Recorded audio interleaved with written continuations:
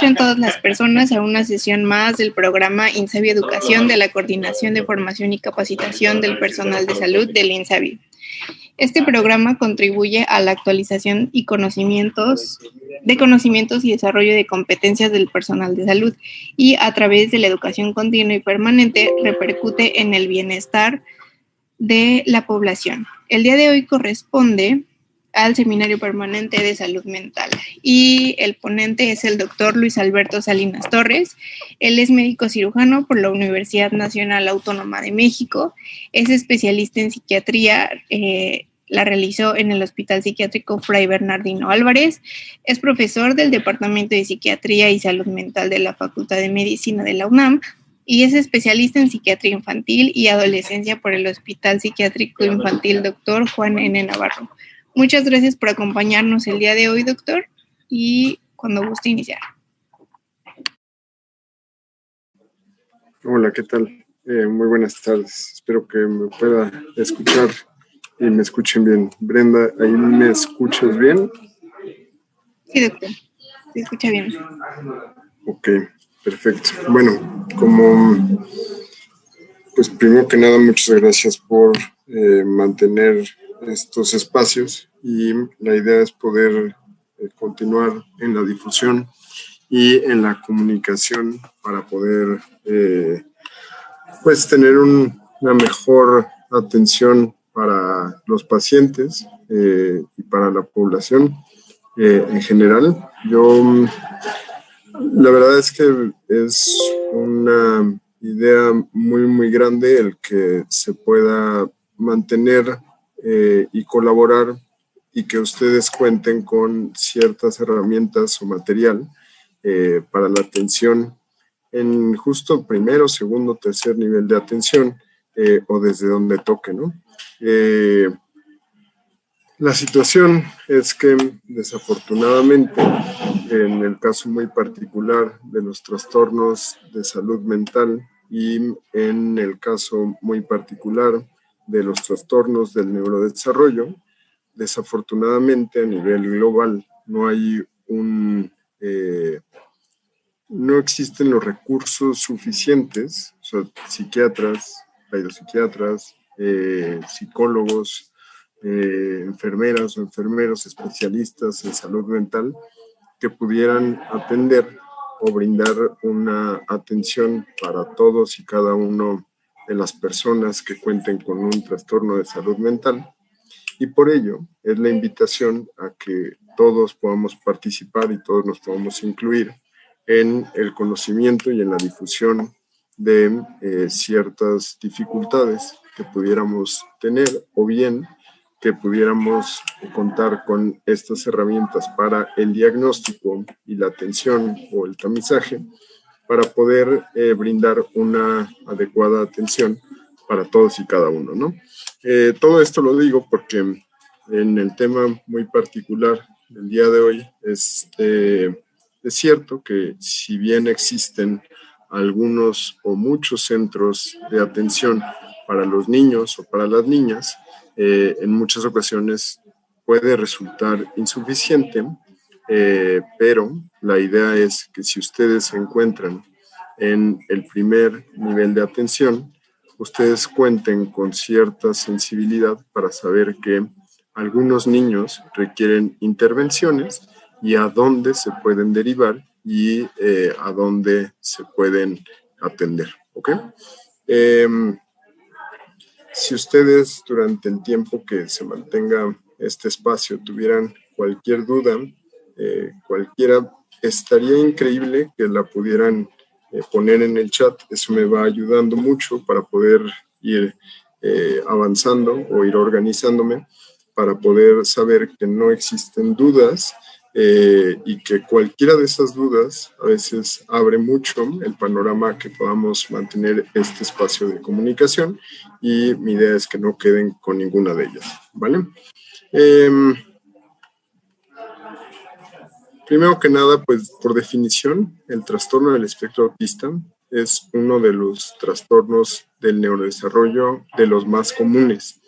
Dentro de la clasificación internacional de enfermedades, existe una dimensión muy importante que son los trastornos del neurodesarrollo, en donde se encuentra por un lado la discapacidad intelectual, antes conocido como retraso mental, se encuentra el trastorno por déficit de atención e hiperactividad, se encuentran los trastornos del lenguaje, los trastornos específicos del aprendizaje y también el trastorno del espectro autista. Entonces, dentro de esta dimensión aparece el trastorno del espectro autista y se considera dentro de esta dimensión, ya que es, bueno, primero que nada el neurodesarrollo es un proceso dinámico de interacción entre el niño y el medio que lo rodea, y como resultado se va a obtener una dificultad en la maduración del sistema nervioso con el consiguiente desarrollo de las funciones cerebrales y a la vez la formación de su identidad. ¿Qué quiere decir esto? Que desde que están pequeñitos algunos niños o niñas y están en formación y durante las primeras etapas del desarrollo desde la concepción, pues va a ser muy prudente y va a ser muy acertado el poder cuidar cómo es el transcurso de ese embarazo, ¿no? La idea sería que pues sí se contara con un embarazo planeado y que también la mamá pudiera tener unas consultas, por lo menos con una regularidad cada mes, y a partir de ello, pues también conocer cuáles son todos los factores de riesgo o los factores protectores que incluyen durante la gestación de este bebé. Y desafortunadamente es que durante todas y cada una de esas etapas, durante el embarazo, pudiera haber algunos insultos o algunos estímulos que provocaran que hubiera una mala formación o una mala comunicación o una mala interacción en algunas estructuras, o bien en cómo estas estructuras que se están formando pues pueden tener una dificultad para coordinarse acertadamente y tener de manifestación más adelante que quizá algunas o muchas de las áreas del desarrollo o de expresión en la conducta pues se pongan de manifiesto. O sea, si hay un insulto o hay factores de riesgo asociados a cómo este desarrollo del cerebro se va coordinando para que un área se vaya comunicando con otra área, y en ocasiones con ciertos estímulos externos o internos, los internos podrían ser algunos factores hereditarios, pues entonces no existe esta maduración adecuada, no existe una comunicación acertada, y entonces a partir de esto, cuando está en las primeras etapas del desarrollo un bebé, pues puede haber expresiones diversas, ¿no? En el caso muy particular del trastorno del espectro autista, pues existen ciertas dimensiones o ciertos criterios que están definidos para que podamos saber que un niño no está desarrollándose como regularmente se esperaría que se desarrollara.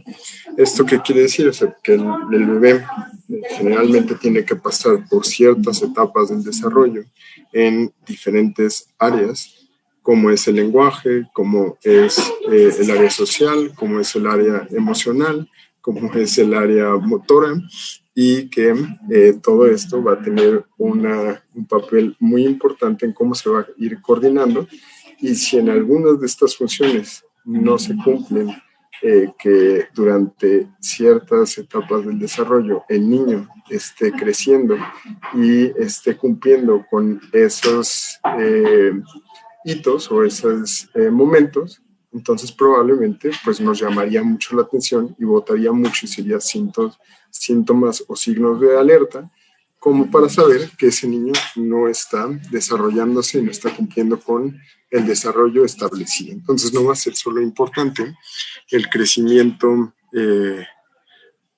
cefálico del cuerpo o el crecimiento en dimensiones, sino que también va a ser muy importante el poder estar evaluando durante las primeras etapas del desarrollo el área emocional, el área social, el área del lenguaje, el área sensorial, el área motriz, que es muy probable que dentro de cada uno de los programas o componentes para el crecimiento y el desarrollo del niño sano, pues sí se tomen en cuenta, pero en muchas ocasiones el área emocional, social y de comunicación del lenguaje en ocasiones se deja pasar por alto. Los trastornos del espectro autista se caracterizan por, primero que nada, dos dimensiones. Aquí aparecen como tres burbujitas y está dividido de esa manera. Ya les explicaré posteriormente. Pero las tres dificultades o las dos dificultades y las dos dimensiones muy importantes son la interacción social recíproca y las dificultades en la comunicación. Eso como una dimensión. Si un niño durante su desarrollo se pone de manifiesto que no tiene una acertada o tiene dificultades para poder interactuar y responder socioemocionalmente de acuerdo a su etapa del desarrollo, o bien no tiene las herramientas y no se comunica y no ocupa su lenguaje acertadamente, pues llamaría mucho la atención y sería muy acertado el seguimiento oportuno de cualquier niño que no esté cumpliendo con esas etapas. Y por otro lado, también está la dimensión de los patrones de conducta e intereses restringidos, repetitivos y estereotipados. Si un niño cuenta con una dimensión de dificultad para la interacción social recíproca o comunicación social, y la otra dimensión de patrones de conducta, intereses restringidos y repetitivos estereotipados, entonces cuentan con las dos dimensiones del trastorno del espectro autista.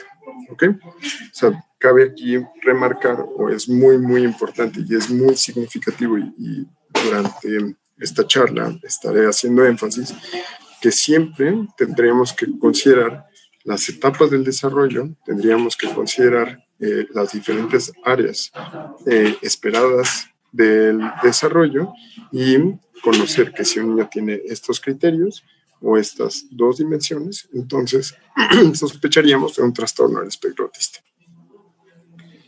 Como criterios, tal cual, están divididos en estas dos dimensiones muy importantes, ¿no? Por un lado, les mencionaba la dimensión del criterio A, la de dificultades en la interacción y en la comunicación social, se divide a su vez en tres criterios muy importantes. Uno de ellos tiene que ver con la reciprocidad socioemocional.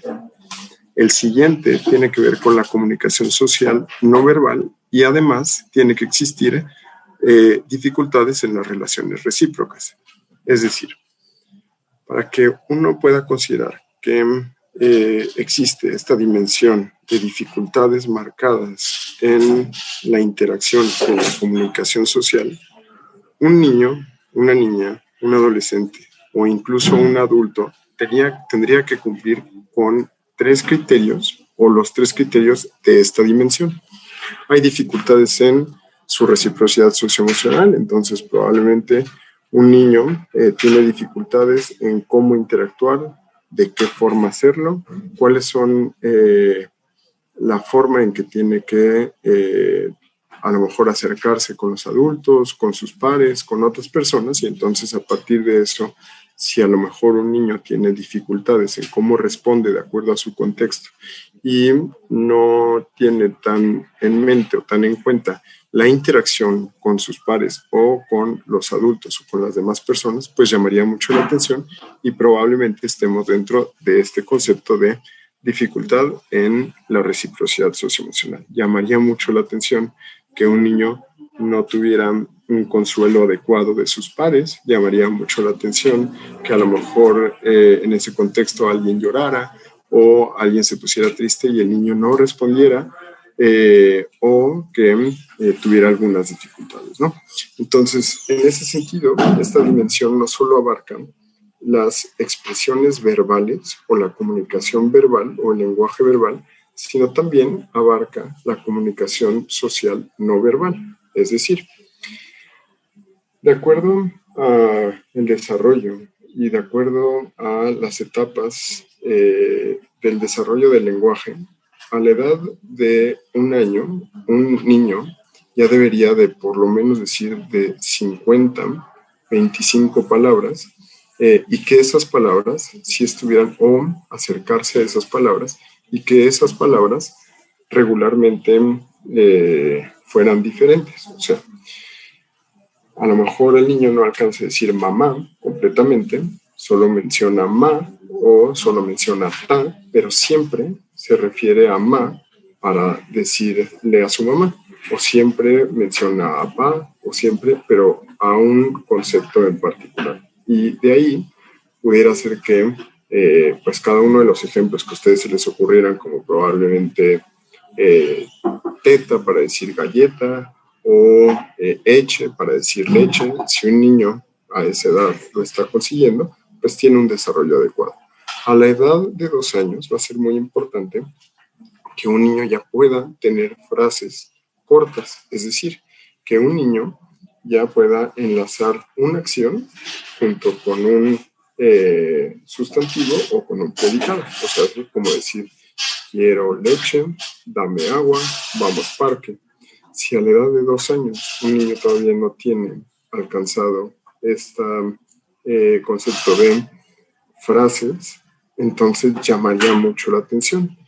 Y a la edad de 3 años ya somos capaces de poder interactuar a partir de la comunicación verbal con las otras personas. O sea, hace que los niños, regularmente entre los 3 en adelante años, tendrían que estar hablando con los otros pares y con los otros adultos y mantener una conversación, o por lo menos intentar mantener una conversación. Llamaría mucho la atención que un niño a la edad de 3 años todavía no pudiera alcanzar esa etapa, y sería bien importante y bien prudente el que pudieran derivar, intervenir, conocer que esta área no está tan adecuada. Perdón, ¿alguien abrió su micrófono? Muy bien. Y dentro de ese criterio también aparece este otro ítem que son las relaciones recíprocas. Regularmente los niños y los seres humanos en general tenemos una cualidad y una característica que tiene que ver con la interacción a nuestro medio y principalmente con nuestro contexto social. Por forma de evolucionar, regularmente las personas vamos a tender a agruparnos, vamos a tender a convivir, vamos a tender a mantener una buena respuesta a nuestro medio, principalmente social, y poder convivir con otras personas, y eso pues, nos va a ayudar a poder ir desarrollándonos, ¿no? Si un niño o una niña tuviera dificultades en esta área y probablemente estuviera muy aislado, probablemente no conociera cómo acercarse a los otros niños, solo estuviera haciendo ciertas actividades y no le importara tanto la interacción con el medio, o tuviera dificultades en cómo se expresa y cómo se maneja dentro de un contexto, pues llamaría mucho la atención.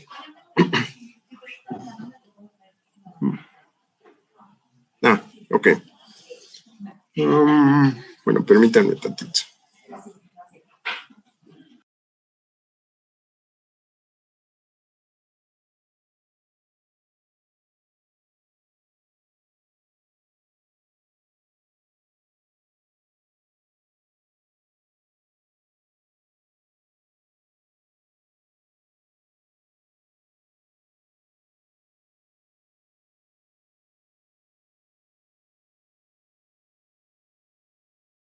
Ok, voy a subir un poquito más el tono de mi voz, disculpen.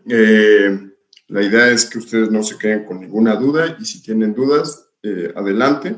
Y también la otra cuestión es, si por favor, ahorita Lisa, si se escuchaba abajo y ahorita ya se escucha un poquito mejor, por favor, coméntame por medio del chat o por cualquier medio. Me gustaría mucho que no se escuchara abajo y que pudiera ser más claro. ¿Ahí me escuchan mejor o me escuchan mejor? Perfecto. Muchísimas gracias, Yasmin. Ok, entonces, muy importante que tienen que existir esos 3 criterios para que yo pueda considerar que existe esa dimensión. De nuevo, la dimensión, como lo había mencionado anteriormente, está en la dificultad o las dificultades en la interacción social recíproca o en la comunicación social, ¿ok? Y a partir de ahí tienen que estar esos 3 criterios del criterio A para que yo pueda saber que un chico tiene esa dimensión. Y es importante conocer su nivel de desarrollo y lo que estaríamos esperando que ya alcanzara, haciendo un panorama muy amplio y haciendo un comparativo de qué es lo que esperaríamos que un chico ya tuviera en esa etapa, pero si no lo está consiguiendo, pues entonces cuenta con ese criterio. Luego viene el otro criterio de la dimensión B. En estos criterios tendría que cumplir un chico por lo menos 2 criterios en adelante de los siguientes que voy a comentar. Entonces, de nuevo, para tener la dimensión A tendría que tener 3 criterios y para tener la dimensión B, por lo menos con cumplir con 2 criterios en adelante, se puede considerar que está esa dimensión y que va a ser aceptado el poder derivar o poder intervenir o poder saber que a ese niño va a ser muy oportuno que se pueda seguir, acompañar y enviar a los lugares acertados para las intervenciones, ¿no? Entonces, dentro de este criterio, pues uno está el movimiento o el uso de los objetos. O sea, llamaría mucho la atención que un niño probablemente en esta etapa pues a lo mejor solo se le quedara viendo a los objetos, que no interactuara, que no imaginara, que no hiciera tantos juegos y que solo hiciera movimientos que fueran muy similares o muy repetitivos con los objetos y no hacer una construcción más imaginativa. Además, también está el criterio de adherencia a rutinas o a rituales o a la monotonía. Entonces, llamaría mucho la atención que un niño o una niña también solo estuvieran contemplando su propia rutina y que si uno hiciera alguna modificación en esa rutina, entonces el niño tuviera una respuesta emocional muy significativa. Es decir, todos los días se lleva al niño por cierto lugar, pero el día de hoy no pasamos por tal tienda o no hicimos tal cosa. Y a partir de eso, la respuesta es que tiene un llanto muy desproporcionado, que grita, que se agita o se pone agresivo, pues llamaría mucho la atención esta adherencia a las rutinas o los rituales. Además, también está el componente de intereses restringidos o intensos. ¿A qué me refiero con esto? Que un niño... es muy común que a los niños les puedan gustar los dinosaurios. Hay ciertas etapas del desarrollo que probablemente va a embonar mucho con los gustos que tienen todos los niños, pero llamaría mucho la atención como un interés restringido o muy intenso que un niño conociera a la edad de 5, 6, 7 años N cantidad de dinosaurios, que solo hablara de dinosaurios, que conociera especificidades por la era en la que vive ese dinosaurio, qué es lo que come ese dinosaurio, cuáles son las características de ese dinosaurio, pues resultaría muy intenso el que el niño conociera mucha más información de solo un tema y generalmente solo hablara o solo interactuara a partir de este tema.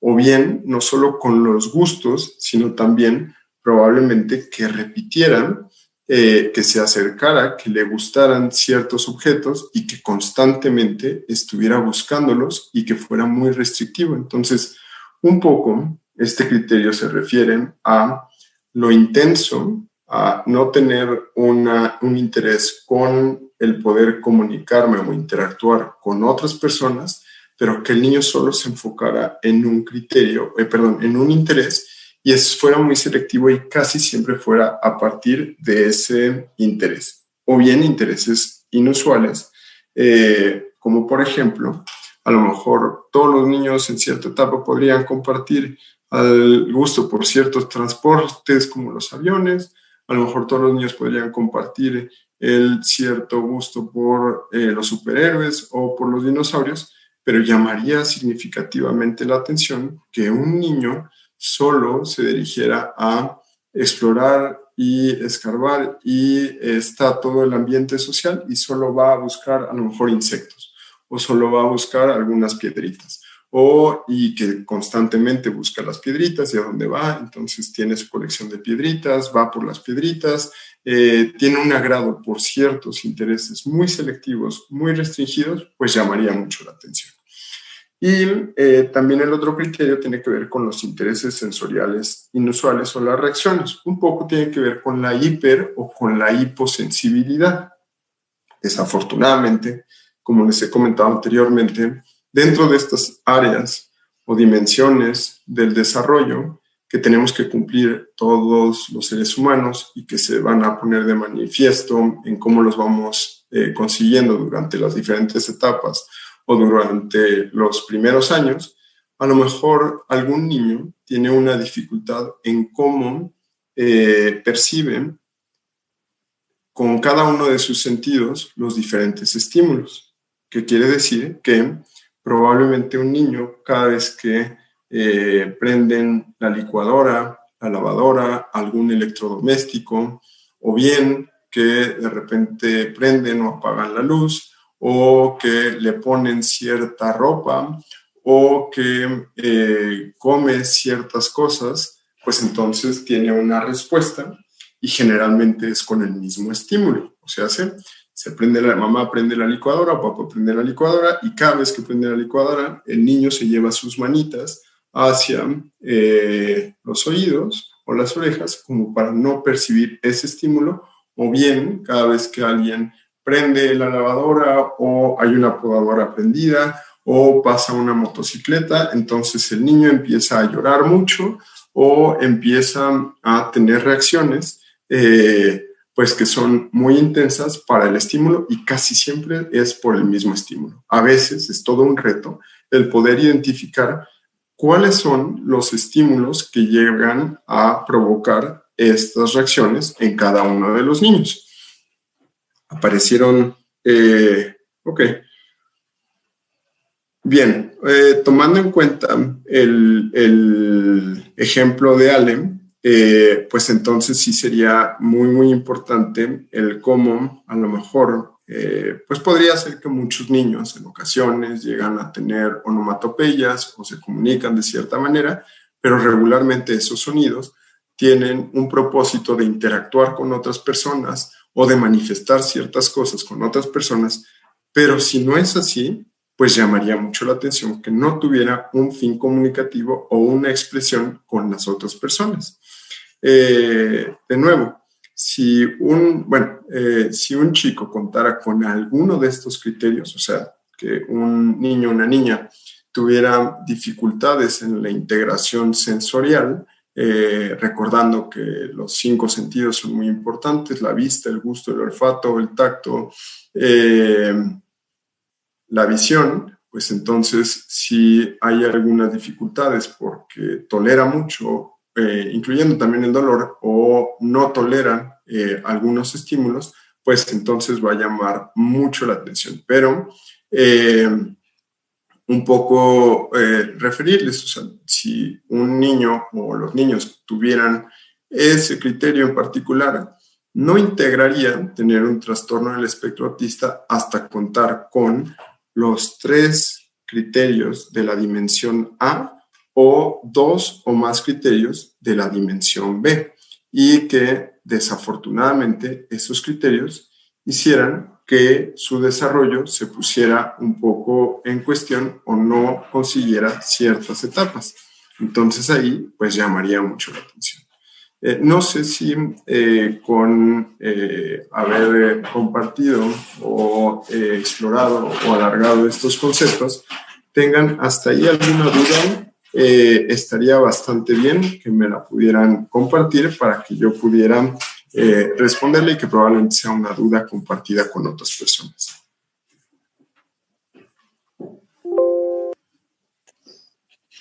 Sí, yo, doctor. En cuanto a la reciprocidad social y emocional, por ejemplo, como le mencionaba, ¿no? En el caso de mi sobrino, él tiene ese diagnóstico. Él sí, ya ahorita tiene 17 años. Sí se comunica, obviamente sí tiene problemas en la articulación y en la formulación, ¿no?, del enunciado, pero sí logra comunicarse. también lo entienden ya pues otras personas, independientemente de que al principio obvio sí les cuesta un poco de trabajo, pero ya después se pueden comunicar con él. Él, por ejemplo, desde pequeño, o sea, siempre sí mostró el hecho de entender, ¿no? Que si uno le estaba hablando, de sí mirarnos a los ojos, ese tipo de cosas, ¿no? Que comúnmente dicen que no hace una persona con este diagnóstico. Pero sí mostraba como, no sé, o sea, sí le hablábamos por su nombre o le pedíamos algo y sí, efectivamente no respondía, ¿no? A veces al llamado, aunque te estuviera viendo, o sea, que su atención sí estuviera en ti, ¿no? Entonces, no sé si ahí en efecto tiene que ver con este indicador o definitivamente a lo mejor tenga un mal diagnóstico, porque también, bueno, desde ¿Por qué es pequeño, mal diagnóstico? O sea, ¿tú porque ha consideras tenido muchísimos diagnósticos no desde cuenta pequeño. con ese diagnóstico de trastorno del espectro autista? Sí, actualmente, pues sí, porque antes mencionaban que era trastorno generalizado del desarrollo, pero bueno, obviamente con los nuevos cambios de los manuales, pues bueno, ya está dentro del espectro. Fíjate, justo lo que acabas de comentar es muy acertado de tu parte, el poder proponerlo y expresarlo para con las demás personas, ¿ok?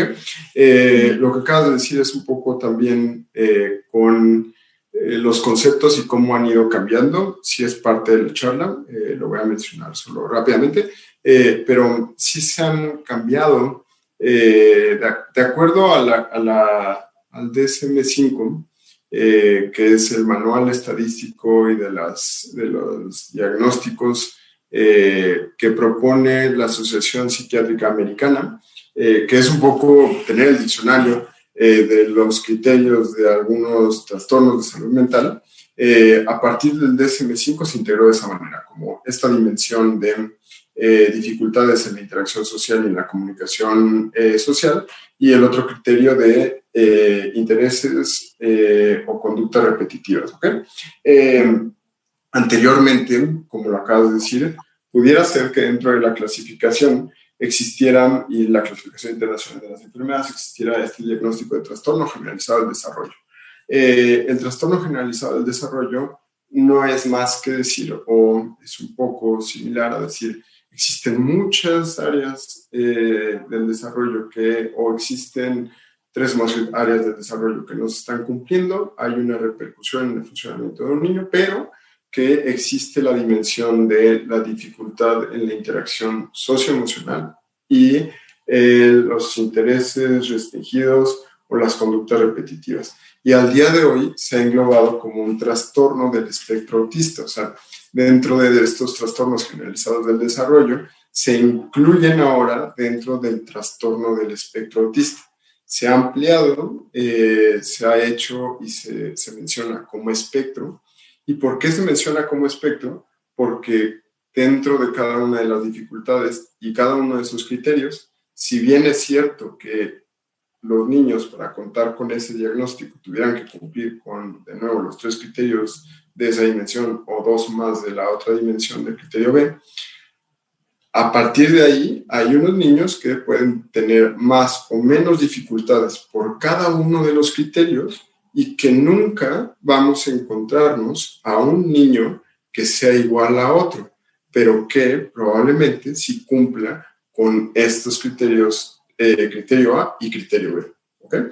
Y entonces va a ser muy importante que independientemente del diagnóstico que tenga, sí pueda tener unas intervenciones, un seguimiento, un acompañamiento, o que se pueda derivar y saber que desde pequeñitos, si existen ciertas áreas que llaman mucho la atención, como lo que nos estás compartiendo anteriormente, Ale, entonces va a ser muy acertado el que se pueda derivar a los diferentes lugares que cuenten con un equipo multidisciplinario para la atención de este niño, o bien que se descarte ese diagnóstico. Entonces, sí, como lo has mencionado, probablemente a lo largo de las etapas del desarrollo pudiera ser que algunos criterios fueran más significativos, algunos criterios fueran menos significativos, algunos criterios no interrumpieran su funcionamiento, pero que si cuenta con esos criterios o los contó, o sea, al día de hoy en el DSM-5 también está el apartado de, ok, al día de hoy un niño, una niña, un adolescente, por sus etapas de desarrollo o bien por las intervenciones o por cómo fue el flujo de su crecimiento y su desarrollo, ya no cumple con estos criterios, pero que a lo largo de su vida en otro momento sí tenía los criterios, sí se puede considerar que este niño tiene o esta niña tiene un trastorno del espectro autista y que a lo mejor al día de hoy ya no se pone de manifiesto como se ponía de manifiesto cuando estaba más pequeñito. ¿Ok? Sí, porque también, bueno, él también tiene el diagnóstico de discapacidad intelectual y pues bueno, ¿no? También en últimas fechas nos comentaban que posiblemente el negativista desafiante, porque uno de sus problemas de él es pues mucho controlar el impulso, ¿no? Llegaba... Perdón, nos silenciaron general, pero un poco, ahorita que estabas comentando, o sea, el 70% de los niños que tienen un trastorno del espectro autista van a contar con uno o más comorbilidades. Es decir, que además de tener un diagnóstico de trastorno del espectro autista, pueden existir otros trastornos o algunos problemas relacionados a la salud mental. Además, los trastornos del neurodesarrollo generalmente son muy comórbidos entre ellos. O sea, antes, de acuerdo a estas clasificaciones que les he mencionado, como el DSM-5 y el CIEM-10, se consideraba que un niño, si tenía trastorno del espectro autista, no podía tener otro trastorno del neurodesarrollo. Al día de hoy se conoce que hasta el 70% de los niños pueden contar con uno o más diagnósticos, ya sean dentro de la salud mental o fuera de ellos. Por ejemplo, la epilepsia. La epilepsia también puede acompañar y es muy comórbido con los trastornos del neurodesarrollo. Entonces, ahorita que tú estabas comentando, también a lo largo de la vida le han diagnosticado trastorno posicionista desafiante porque cumple con ciertos criterios, pero de base lo que ha tenido mayor dificultad o lo que se ha puesto de manifiesto es que sí tiene los criterios de trastorno del espectro autista, pero que también tiene otros diagnósticos que lo acompañan y generalmente hay que atender esos otros diagnósticos y que en algunos otros diagnósticos sí existe tratamiento farmacológico para esos en particular. ¿Ok? Sí, doctor, gracias.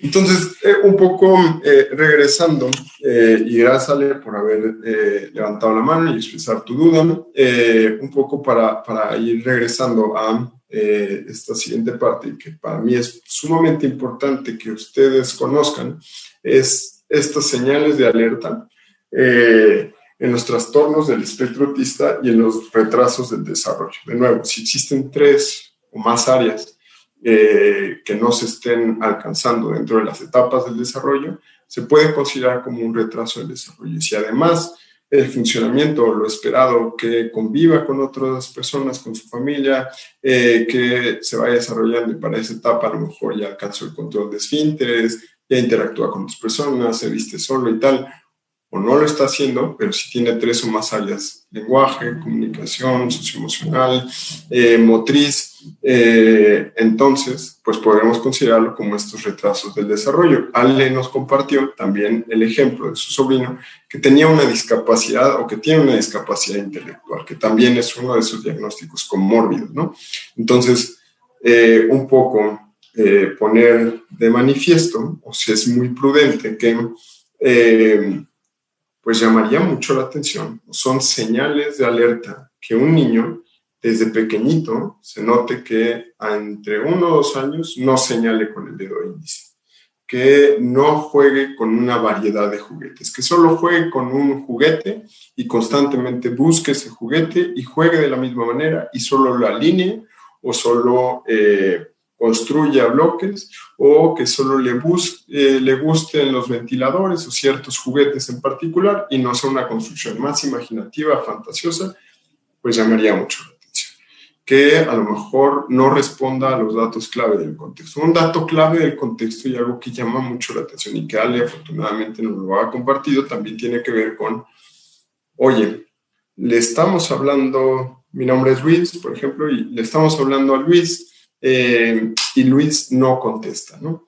Ya le mencioné, oye Luis, voltea, oye Luis, tal cosa, oye Luis, pero cada vez que yo le hablo por su nombre, Luis nunca me contesta. O para que yo pueda jalar el foco de su atención, pues tengo que elevar mucho la voz para que Luis pueda interactuar y reconocer que le estoy hablando.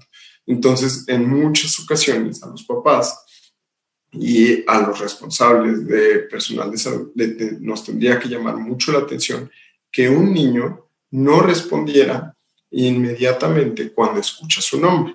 O sea, puedo yo escuchar el nombre de Jorgito, puedo escuchar el nombre de Facundo, de Pedro, pero si cada vez que dice Luis no contesta o se tarda mucho en contestar, eso llamaría mucho la atención. O bien que existieran vocalizaciones que no tuvieran un fin comunicativo. Gracias, Ale, de nuevo, voy a ocupar ese ejemplo en el cual de repente solo se comunica como gato, o solo tiene ciertos sonidos guturales, pero estos sonidos generalmente no están dirigidos a otra persona, generalmente no abren el diálogo o la expresión para la retroalimentación con las otras personas, sino simplemente el niño está vocalizando, está hablando o está no dirigiendo esa comunicación, no desea hablar con otro niño, simplemente está hablando, pues llamaría mucho la atención. Además, también, y eso no solo como las señales de alerta del trastorno del espectro autista, sino las dificultades dentro del retraso del desarrollo, ¿no? Pero característicamente dentro de las señales de alerta de los trastornos del espectro autista es que los niños no muestren los objetos a los demás. Llamaría mucho la atención que un niño solo estuviera construyendo bloques o jugando con cochecitos y no se lo llevara a su mamá.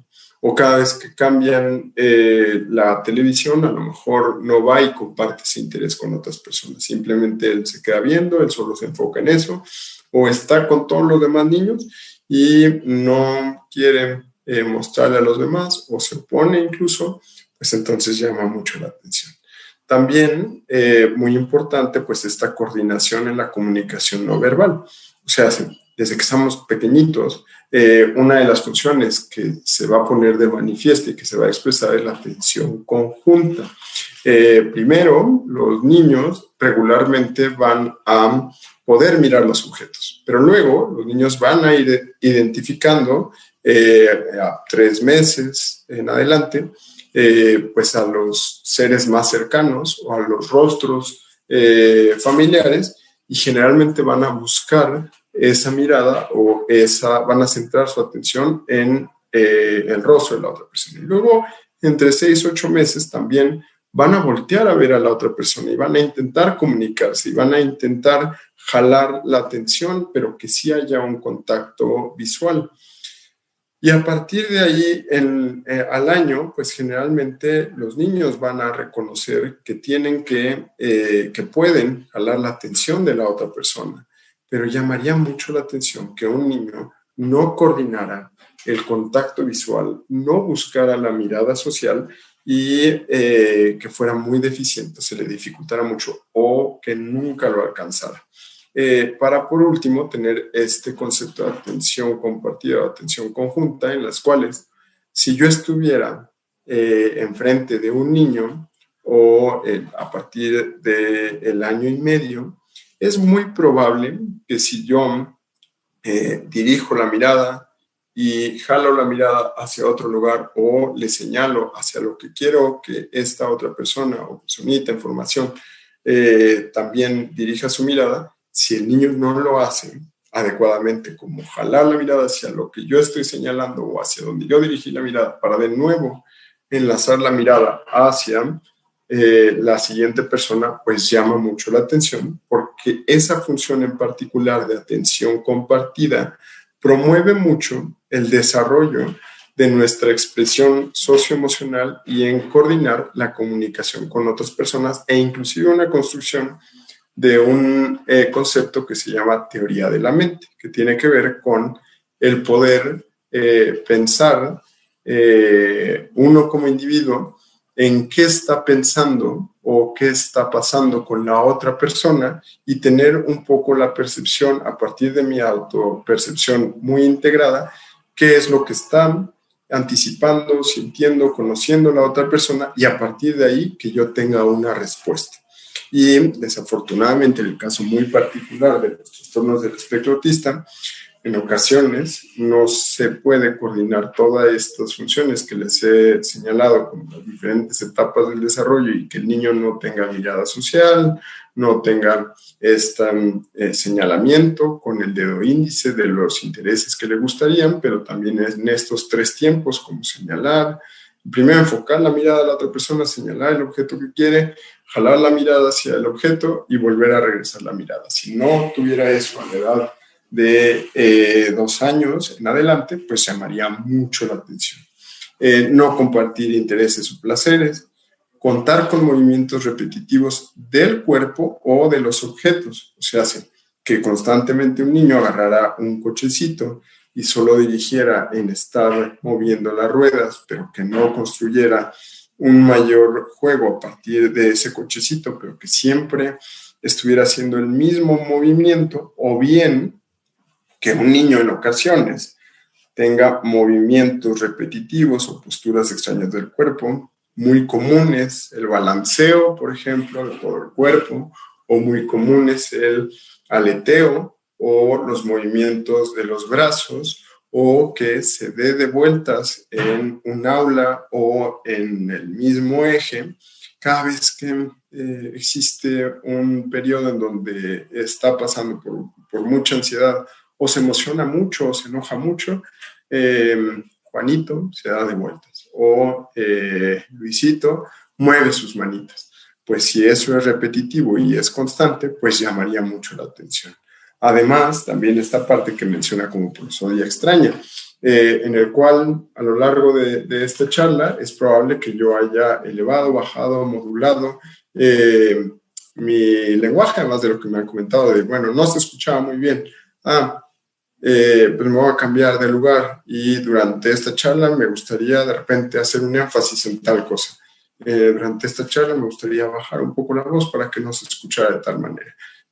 Cómo yo voy modulando el volumen y cómo yo voy interactuando con las otras personas, la forma en que yo digo las diferentes expresiones que yo tengo verbales, pero que un niño regularmente solo hable como un robotito o como un adultito y que siempre sea como en un plano muy lineal, pues llamaría mucho la atención y por eso es muy importante el conocer esta entonación, este volumen, de acuerdo al contexto, ¿no? O sea, yo me he cambiado de área, de aula, para que ustedes me puedan escuchar, porque probablemente yo pensaba que iba a interrumpir a las otras personas si hablaba más fuerte, ¿no? O sea, toda esa construcción de reconocer mi medio ambiente, pues llamaría mucho la atención que el lenguaje en un niño fuera muy similar, muy particular, hasta llegar en niños más grandes en tener dificultades en conocer qué es lo que le están diciendo, porque pueden ser muy literales, porque tienen que ser muy específicos por cómo se lo están pidiendo, ¿no? Pero bueno, regresando un poco a estas señales de alerta, pues el no responder al nombre, que ya lo he mencionado antes, o bien el no mostrar diferentes expresiones, como las expresiones cálidas o divertidas. En muchas ocasiones, los apuntes de los papás o lo que comparten los papás o los cuidadores es lo que parece es que Luisito, a donde vaya, siempre está muy serio. Y pase lo que pase, no sabemos si le gustó tal cosa, porque casi siempre lleva esa expresión. A lo mejor mamá o papá ya conocen que sí se la está pasando muy bien, o que la está pasando mal, o que no le gustó, pero si va a otro medio, entonces el apunte es que casi siempre tiene una expresión muy bajita o muy limitada o muy repetitiva y nunca se conoce o regularmente no se conoce si está contento, si está feliz. Eso llamaría mucho la atención. ¿Ok? Entonces, un poco desmenuzado un poco estas señales de alerta para que ustedes las conozcan y para que a ustedes también, como mencionaba también Ale, bueno, es que estaba pequeñito y pasaban este tipo de cosas, bueno, sería muy adecuado el que ustedes no se detuvieran y puntualmente con el lenguaje, de nuevo, a la etapa de 2 años ya tiene que haber frases, a la etapa de 3 años ya tiene que haber un lenguaje comunicativo y conversar con otros niños o con otras personas. Si no está pasando eso, por favor, no van a, más bien va a ser muy acertado que pues pueda tener intervenciones del lenguaje cualquier niño, se trate o no de un trastorno del espectro autista. Uno de los mitos muy, muy grandes tiene que ver con, es que como le acercan todo, entonces, o como papá y mamá mima mucho o consiente mucho, entonces por eso no dice cosas. O bueno, pues ya va a hablar solo, ¿no? O no, bueno, a la edad de 2 años ya tiene que tener frases, que tenga un verbo predicado, un verbo sustantivo, una acción, es decir, pero por lo menos 2 palabras dentro de esa frase, que tenga diferentes frases. A la edad de 2 años, a la edad de 3 años, ya tiene que estar conversando o intentando conversar con sus pares, y que se logre hacer entender con sus pares. Si no está pasando eso, llamaría mucho la atención y por favor sería muy adecuado que se valorara o se enviara a otro lugar que conocieran sobre el neurodesarrollo o con un psiquiatra o con un psicólogo entrenado en desarrollo, para poder hacer intervenciones o contar con ese diagnóstico y se puedan derivar o se pueden hacer las intervenciones. Perdón, no sé si hasta ahí tienen alguna pregunta, alguna duda. Yo tengo una pregunta, doctor. Sí, Vane. Bueno, en lo que usted estaba mencionando de la entonación y del tono, se habla de la prosodia, ¿cierto? Ok, perfecto. Entonces ya nada más para poner eso, una palomita. Ya. ¿Y qué podríamos hacer como terapeutas si nos llegara un niño que tuvo todo un desarrollo, vamos a ponerle normal hasta los 3, 4 años y tuvo una regresión en el desarrollo? ¿Qué podemos hacer y a dónde podemos acudir para analizarlo? Gracias. Esa puntualidad que acabas de tener, muchas gracias de nuevo por compartirla. Por favor, si están desde casa, desde donde estén, sí tómenle una foto o captura de pantalla para que tengan muy en cuenta estas señales de alerta.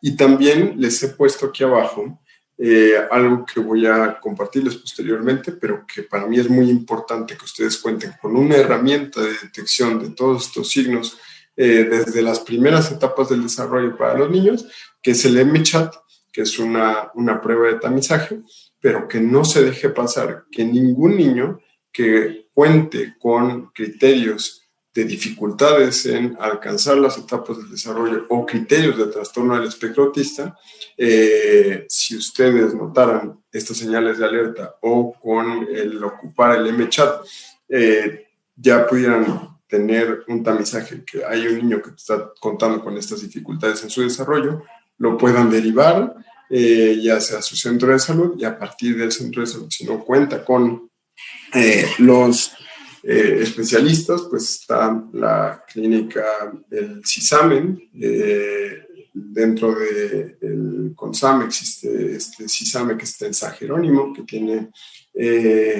terapeutas y tiene especialistas y que tiene la clínica de autismo, está la clínica de autismo de la Ciudad de México y existen otras instancias que también pudieran derivar. Pero ahorita que estabas comentando, Vane, y agradezco tu pregunta, es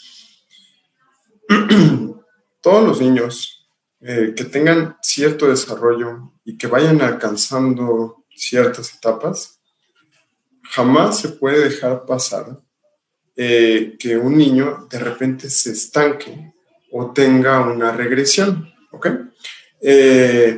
Mi hijo regularmente ya tenía su lenguaje, ya caminaba y de un momento para otro ya no hablaba, ya no interactuaba, perdió habilidades comunicativas y a partir de ahí tuvo un desfase de su desarrollo.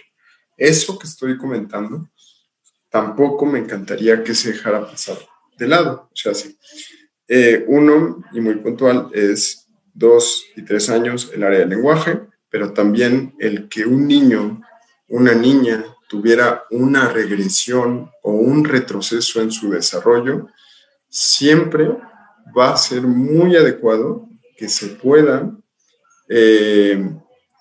conocer si cuenta o no con un diagnóstico, porque el desarrollo biológicamente tiene que pasar por esas etapas, y aunque sí tenemos momentos en los cuales pudiéramos tener ciertas dificultades por el medio, generalmente no son persistentes y generalmente no duran salvo una semana o algunas semanas para que una persona se pueda adaptar a estos cambios.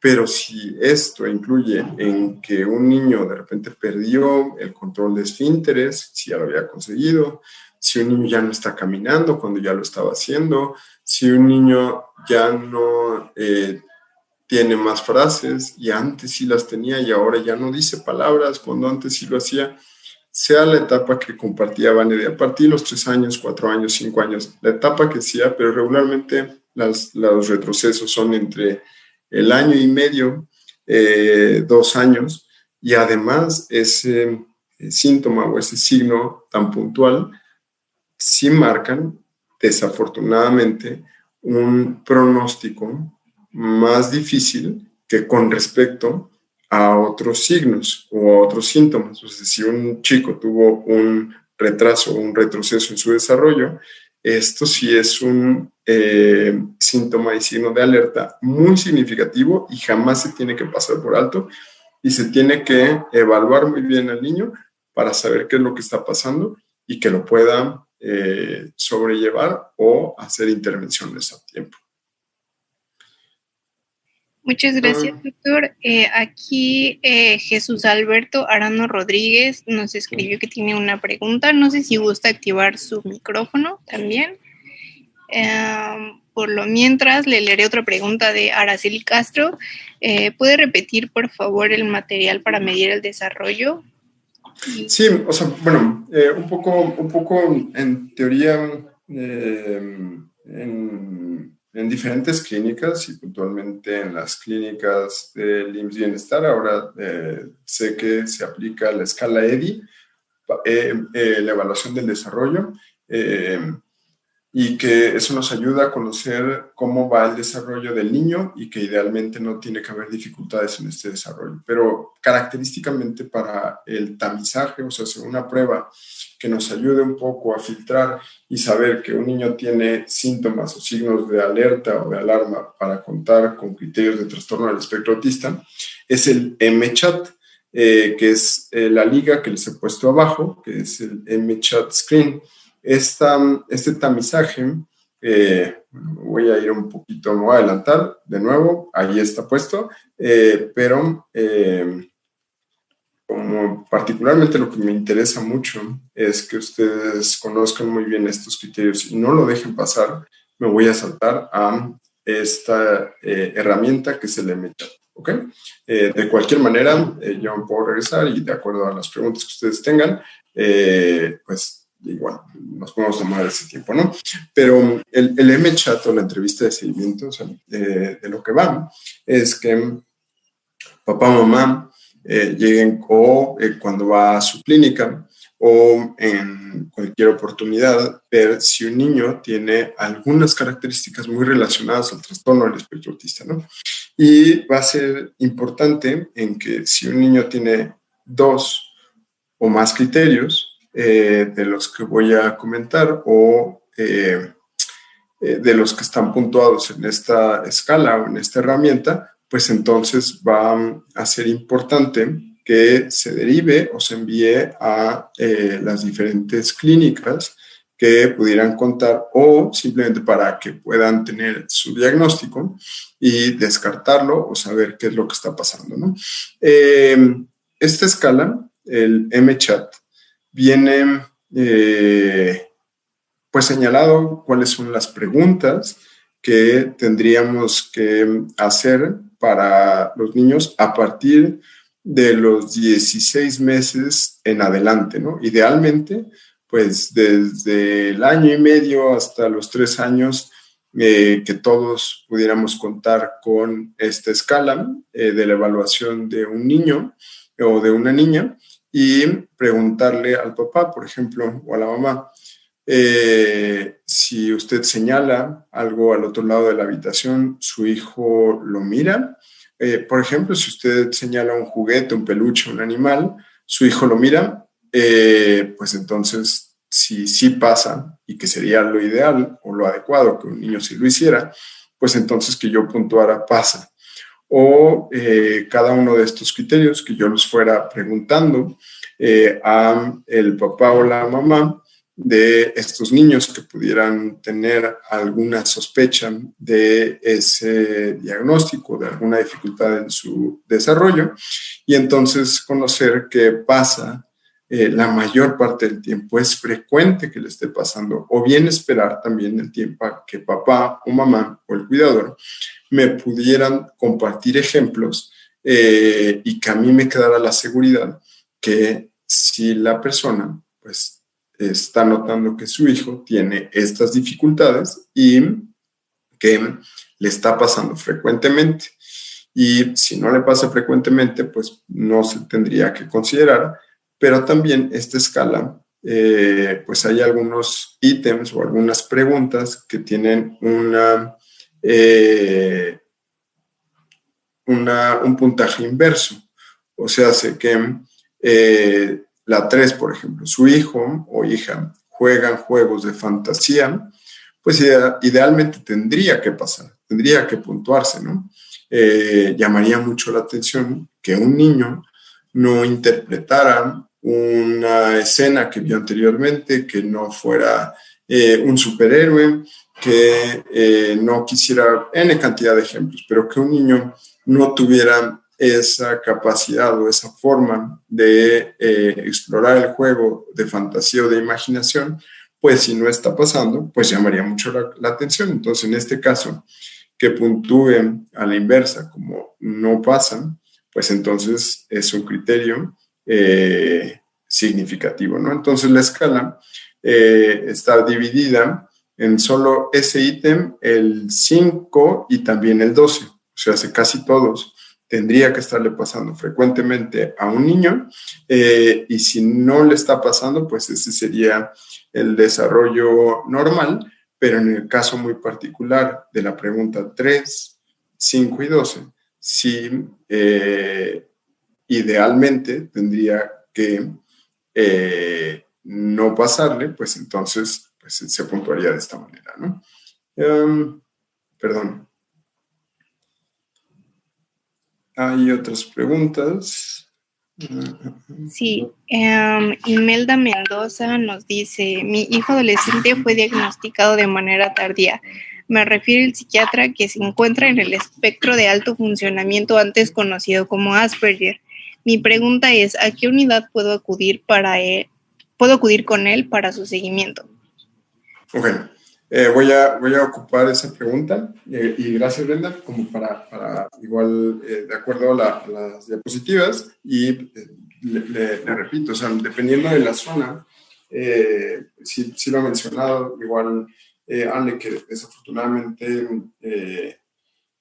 a veces las agendas están muy saturadas en algunas clínicas, pero está la clínica de autismo que está en Azcapotzalco, efectivamente, está el CRIT o el Teletón, está puntualmente el CISAME, que está en San Jerónimo, están también, están los Heredis, que son estos centros que específicamente se dedican al desarrollo. Y está el Juan N. Navarro, que también cuenta con los especialistas. Son algunos lugares que, bueno, los CDIs regularmente están adecuados como para que estén más cercanos al domicilio, pero ahorita que estaba comentando también la duda, en el DSM-4 o en este manual o en este diccionario o en este compendio de los diferentes trastornos de salud mental, específicamente en los trastornos del neurodesarrollo, que anteriormente estaba dividido también como trastornos que se presentaban en la infancia, en el DSM-4. A partir del DSM-5 se incluyó el trastorno del espectro autista y cada uno de los diagnósticos que aparecen del lado izquierdo, de acuerdo al DSM-4-TR, existía anteriormente dependiendo de si un niño alcanzaba su lenguaje a la edad de 3 años o no, y dependiendo si un niño contaba con una discapacidad intelectual o no, entonces se podía clasificar dentro de si un niño tenía dificultades con su lenguaje antes de los 3 años y además tenía los criterios de las dimensiones que les había comentado anteriormente, pues entonces podríamos decir que estaba dentro del trastorno autista. Pero luego había unos niños que regularmente a la edad, su lenguaje había sido muy respetado, habían conseguido tanto frases como conversar, y que además tenían un coeficiente intelectual normal o superior, y que su funcionamiento era lo más cercano a lo neurotípico, o sea, a lo que más se presenta en los niños, que es un desarrollo de acuerdo a las etapas que se pretenden. Si un niño contaba con esas características, no tenía dificultades en el lenguaje, no tenía discapacidad intelectual y podía tener un adecuado funcionamiento en su entorno, entonces se podía clasificar como trastorno o síndrome de Asperger. Y además, también dentro de los trastornos del autismo, también existía el de alto funcionamiento, o sea que tenía buen coeficiente intelectual y además tenía buen funcionamiento. Y además también estaba este otro, el no especificado, o sea, si no se podía contar con todos estos criterios muy especificados, pues entonces se ponía aquí en trastorno generalizado del desarrollo no especificado. Al día de hoy, todos y cada uno de los trastornos anteriores, y si no cuenta con ser un síndrome o tener una causa identificada como es el trastorno desintegrativo infantil o el trastorno de Rett, porque pudiera ser que tienen un componente genético y ya se conoce cuál es el gen que está alterado, entonces, si tiene la dimensión de la dificultad en la comunicación, la expresión social, y el de los intereses repetitivos y restrictivos, entonces se engloba como un trastorno del espectro autista. Y si un niño, una niña, un adolescente tenía síndrome de Asperger o tenía autismo de alto funcionamiento, de bajo funcionamiento, de cualquier manera se considera un trastorno del espectro autista, ¿ok? O sea, que un poco por la facilidad y además de ver que si un niño tenía uno u otro de los trastornos generalizados del desarrollo de acuerdo al DSM-4, eso no iba a marcar un pronóstico, o a lo largo del tiempo pudiera ser que un niño cumpliera o no con diferentes componentes dentro de esa dimensión o esa grande dimensión que son los trastornos del espectro autista. Al día de hoy se simplificó para, de nuevo, 3 criterios de la dimensión A, 2 criterios de la dimensión B. Si existen esos, es un trastorno del espectro autista. Y como les he mencionado anteriormente, como un espectro o como un abanico o como una gama de posibilidades, lo que quería mostrar con esta imagen es que, de nuevo, no todos los chicos van a tener las mismas o las iguales características, o no se va a acercar uno con otro, y cada uno de los chicos va a expresar de diferente manera cada uno de los criterios, y entonces a partir de ahí pueden haber una gama infinita de posibilidades, como es el desarrollo neurotípico. O sea, si yo no puedo hacer una generalización de todos los niños, que todos los niños son de esta manera, sino que cada uno de los niños va a ser único y cada uno de ellos va a tener ciertas dificultades o ciertas áreas de oportunidad o bien ciertas capacidades o habilidades en general.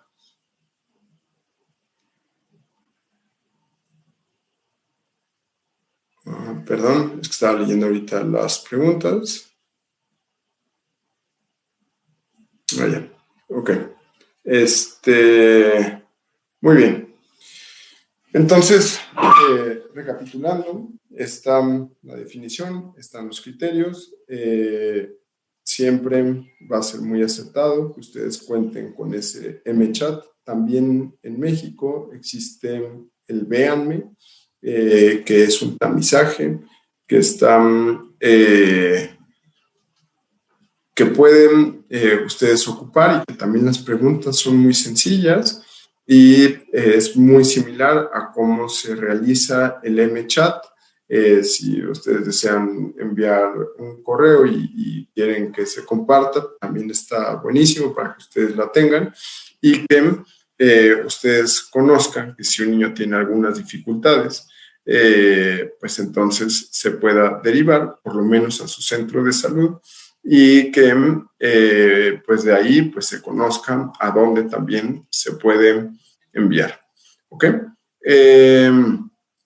Como les he mencionado anteriormente, es más frecuente que un niño tenga más dificultades, además del trastorno del espectro autista. ¿Y cuáles son los más significativos? Bueno, hasta el 70% de los niños va a tener un diagnóstico agregado, ¿no? Les he mencionado que los trastornos del neurodesarrollo regularmente se acompañan. Uno de los diagnósticos es el trastorno por déficit de atención e hiperactividad. Entonces, si yo conozco un niño que tiene trastorno por déficit de atención y hiperactividad, va a ser muy acertado el que yo evalúe las etapas del desarrollo y conozcan los criterios de trastorno del espectro autista para saber que ese niño no tiene criterios de trastorno del espectro autista. Pero en el caso contrario, también es importante. O sea, si un niño se presenta y tiene trastorno del espectro autista, también tengo que evaluar que un niño cuente o no con criterios de trastorno por déficit de atención e hiperactividad. Porque hasta el 28%, en la población en general es el 10%, pero en los trastornos del espectro autista sube a casi el triple de lo que se presenta en la población en general. En el caso muy particular del trastorno del espectro autista, si bien es cierto que desafortunadamente al día de hoy se han presentado algunas cifras alarmantes, específicamente en una comunidad en Estados Unidos que 1 de cada 37 niños tenía o tiene un trastorno del espectro autista, la Organización Mundial de la Salud lo que apunta es que 1 de cada 80 niños van a tener criterios de un trastorno del espectro autista, es decir, que es mucho más común de lo que pensábamos que existía anteriormente. O sea, nos pasamos en la etapa de los 70s, 80s, que se considera como 1 en cada 10,000 niños va a tener un trastorno del espectro autista. Al día de hoy, 1 de cada 80 niños van a tener criterios de un trastorno del espectro autista. Pero dentro de estas comorbilidades, también es muy frecuente que un niño pueda tener el diagnóstico de trastornos de ansiedad. Entonces va a ser muy importante el que además de evaluar y conocer si un niño tiene el trastorno del espectro autista, se puedan hacer intervenciones o bien, como lo mencionaba anteriormente Ale, para las comorbilidades o para el tratamiento adecuado y que un niño tenga un mejor funcionamiento, un mejor pronóstico, que pueda pasarla mejor, que no tenga tantas dificultades en su entorno, pues entonces va a ser totalmente importante el que cuente también con tratamiento, como por ejemplo, pues el tratamiento farmacológico para reducir la ansiedad y que también puede ayudar a disminuir la expresión de algunos criterios. Hasta el 28% de los chicos que tienen trastorno del espectro autista van a tener un trastorno negativista desafiante y también va a ser muy importante el saber si ese niño cuenta con algunos síntomas agregados o algunos signos agregados de epilepsia. De nuevo, los trastornos del neurodesarrollo, también es muy importante el evaluar las comorbilidades físicas, particularmente neurológicas. La epilepsia es uno de los que más los acompañan, y también algunas dificultades gastrointestinales son de lo más significativo, así como dificultades del sueño, dificultades también en el comportamiento, pues van a ser muy significativas, o también la discapacidad intelectual. Perdón, alguien levantó la mano y si quiere abrir el micrófono estaría muy bien.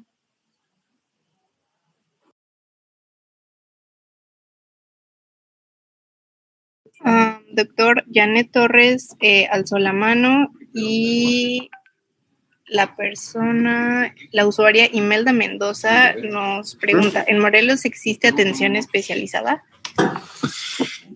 Yo conozca, como existen los UNEMES, los CAPAS, idealmente ellos podrían contar con el diagnóstico y de ahí conocer a dónde se pudiera enviar, porque particularmente, así como aquí en la Ciudad de México, que tengan muy en mente la clínica de autismo del CISAMEM, no lo conozco, ¿no? No quiere decir que no exista, pero en este momento sí pensaría que lo ideal sería que fuera para la UNEM, CAPO, el Centro de Salud, y que a partir de ahí se pudiera referir. Y mencionaba a Salim Masvenda.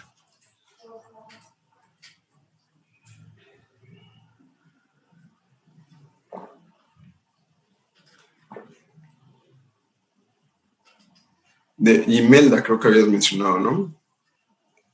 Sí, doctor.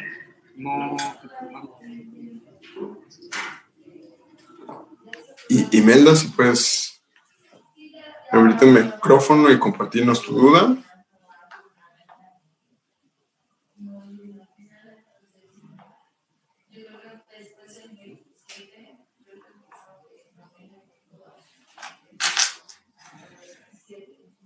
¿O Vale?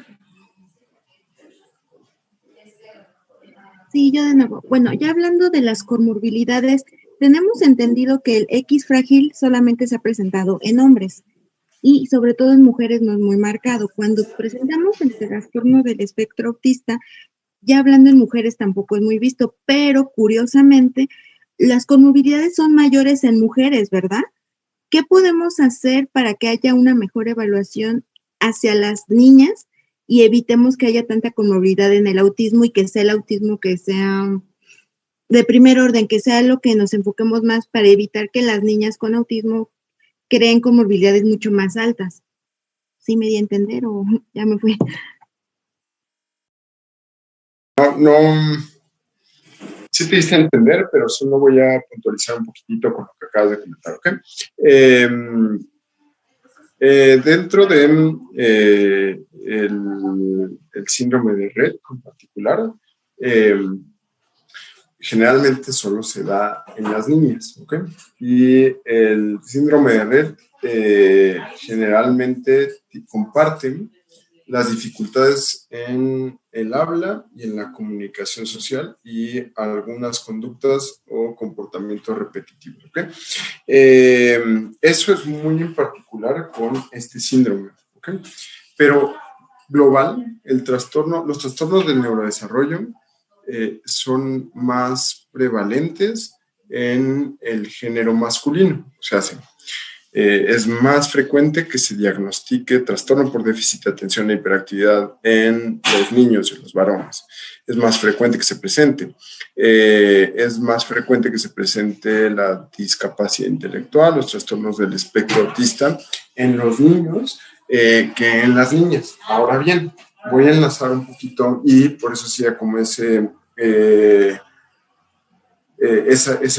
separación, porque el trastorno del espectro autista es más prevalente en el género masculino.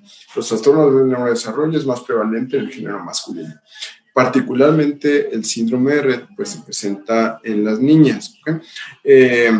Ahora bien, tomando en cuenta tu comentario, desafortunadamente, o de la forma en que se voltea a ver la construcción del desarrollo, es más fácil que se puedan detectar en los niños muchos criterios. En las niñas en ocasiones no se detecta tanto y en ocasiones también pues se permite pasar por alto otras tantas cosas, ¿no? Por ello, por ejemplo, en la escala Véanme, el puntaje cambia. El puntaje de corte, o sea, es decir, en todos los tamizajes tiene que haber un puntaje de corte.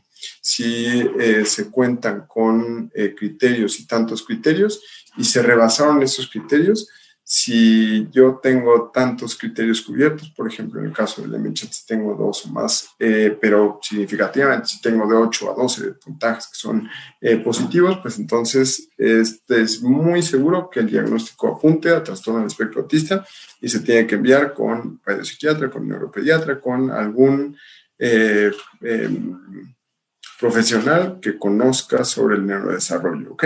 Entonces, en el caso muy particular del Véanme, lo que se ideó fue como no nos encantaría pasar por alto a las niñas que pudieron haber compensado o que a lo mejor lo estamos dejando de visibilizar, entonces se bajó el puntaje de corte a que sean 15 puntos comparativamente con los niños, que son 17 en adelante. ¿Ok? Entonces, me pareció muy acertada tu pregunta, solo un poquito aclarar esas definiciones.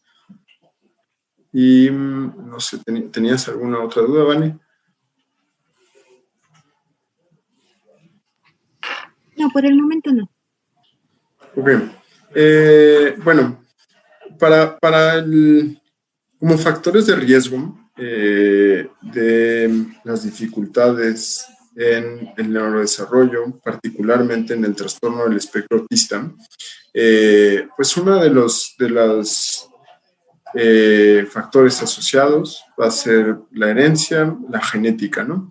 Es cierto que si yo encuentro que un chico o una chica tiene el diagnóstico de trastorno del espectro autista, va a ser muy acertado que también se puede evaluar al hermanito o la hermanita, porque van a tener un factor de riesgo muy importante como primera línea. O bien, en ocasiones, cuando llegan a consulta o a contactar a algún profesional de la salud para evaluar a un niño, a veces papá o mamá pudieran contar con criterios asociados al trastorno del espectro autista.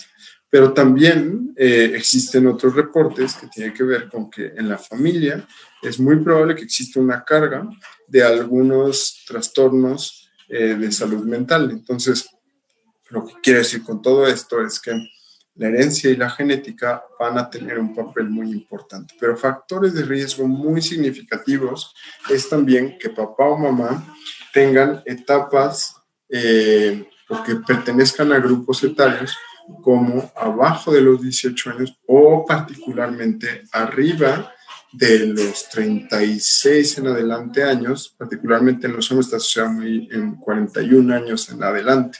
O sea, si papá o mamá tienen estas edades, pues tienen un factor de riesgo muy importante para que se pueda evaluar y se pueda acompañar muy bien a los niños para saber que no cuentan con características de cualquier trastorno del neurodesarrollo. Factores de riesgo también que están asociados, pues obviamente son todas las dificultades durante el embarazo. Es decir, si durante las etapas del desarrollo o las etapas durante el embarazo, si mamá tuvo alguna de las infecciones anteriores mostradas, como sarampión, varicela, rubiola, tal, pues también se asocia a factor de riesgo muy importante para un trastorno del espectro autista. Y quería comentar, en algún momento existió también un estudio que tuvo mucha popularidad y desafortunadamente se le dio mucha difusión a mal y se empezó a estigmatizar, por un lado, el uso de las vacunas y la asociación a que las vacunas en una población estaban asociadas al aumento del reporte de autismo dentro de esa población. Afortunadamente, la revista que lanzó este artículo pudo posteriormente replicar, intentar buscar si existía esa asociación entre el uso de vacunas y que un niño contara con criterios de trastorno del espectro autista, y no se encontró una relación. Pero ese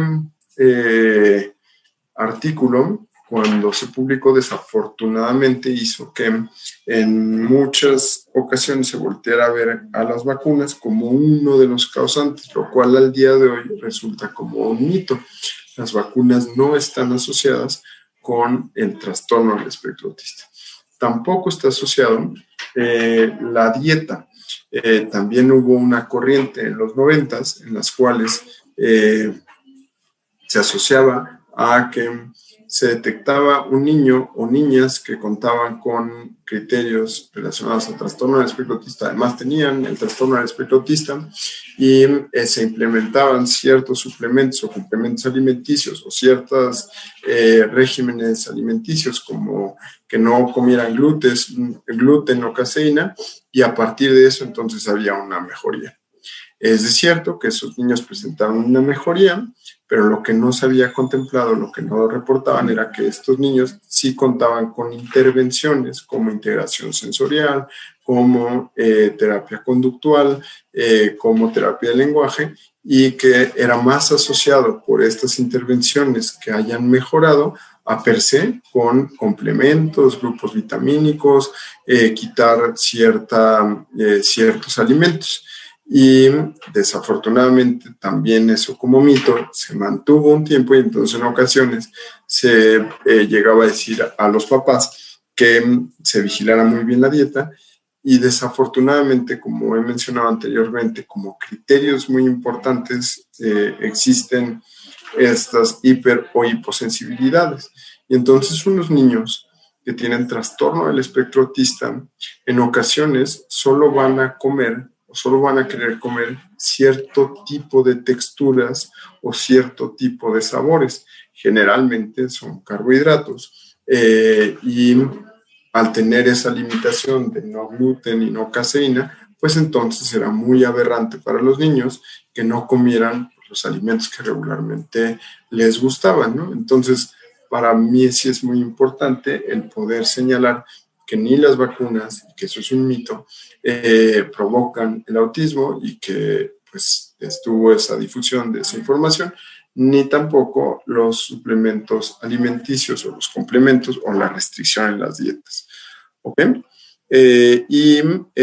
También que una de las situaciones que me gustaría comentar es que el diagnóstico del trastorno del espectro autista es clínico, o sea, como les he mencionado, o sea, si yo detecto estos signos de alerta, estos síntomas de alerta, si me llama la atención que el desarrollo no se está contemplando, y se envían a los diferentes centros o con el neuropediatra o con el pediopsiquiatra, ese diagnóstico va a ser completamente clínico, va a ser a partir de integrar la información de cómo fueron esas etapas del desarrollo, conocer los antecedentes médicos, conocer cómo es el funcionamiento en los diferentes contextos, el poder tomarse ese tiempo para evaluar cómo son las respuestas y a partir de esos criterios explorar, preguntar, saber que esos criterios los acompañan en diferentes entornos y ver al niño y a partir de eso hacer la integración clínica, y que no va a requerir para el diagnóstico de trastornos del neurodesarrollo ningún otro estudio, ¿ok?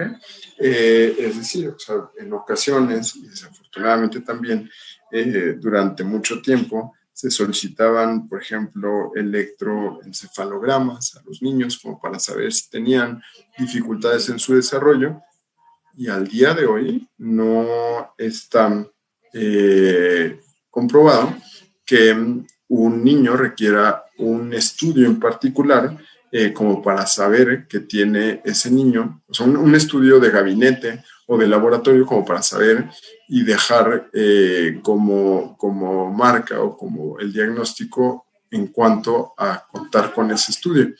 El estudio o el diagnóstico es completamente clínico, o sea, el especialista en desarrollo, neuropediatra o psiquiatra, si conocen que tiene esos criterios, se evalúa, se puntúa y si los tiene, pues entonces probablemente este especialista les va a poder compartir la información y el diagnóstico de que su niño o niña cuentan con trastorno del espectro autista. De nuevo, hasta ahí no sé si tengan alguna duda. Y bueno, si no, pueden levantar la mano.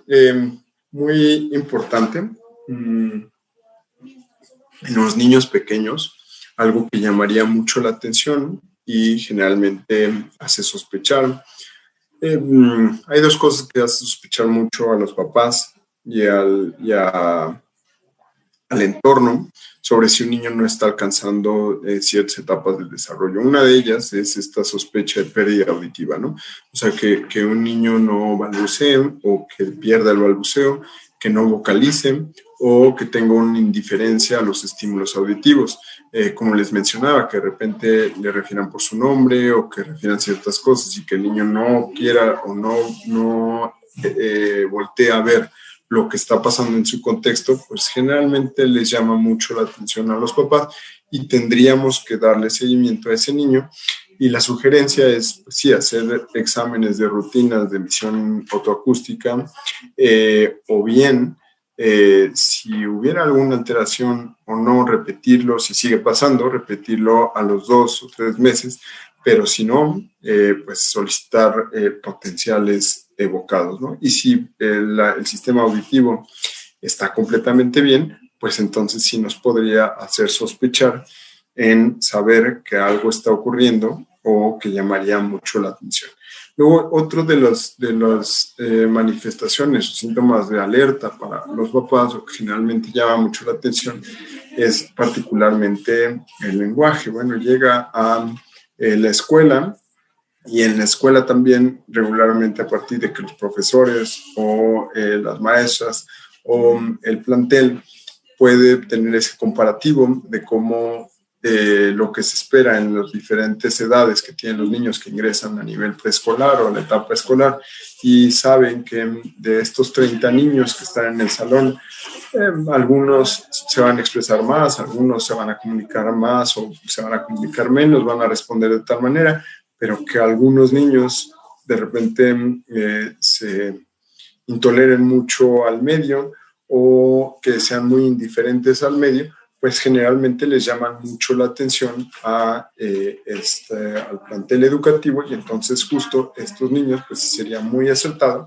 que se pudiera contar con ese tamizaje o enviar puntualmente a su centro de salud para que se pueda descartar o conocer si tienen o no ese diagnóstico.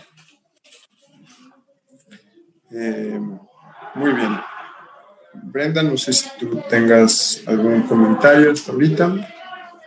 No, doctor, muchas gracias. Hemos estado revisando comentarios en el Facebook y me parece que ya lo contestó de alguna forma, pero Ercebet Cel nos pregunta, ¿hay alguna entrevista o cuestionario, inventario para adolescentes?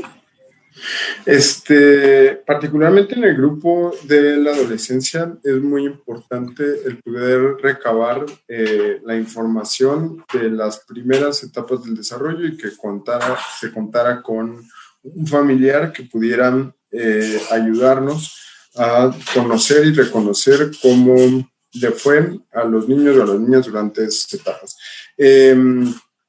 Dentro de los profesionales certificados en la detección de autismo PROCEDA, pues sí existe la CRIDIA entrevista y que, bueno, se puede uno entrenar en hacer esta CRIDIA entrevista. También pues existe el A2 o el A2GEM, que el A2-2 o el ADR, que son los estándares de oro para el diagnóstico del trastorno del espectro autista.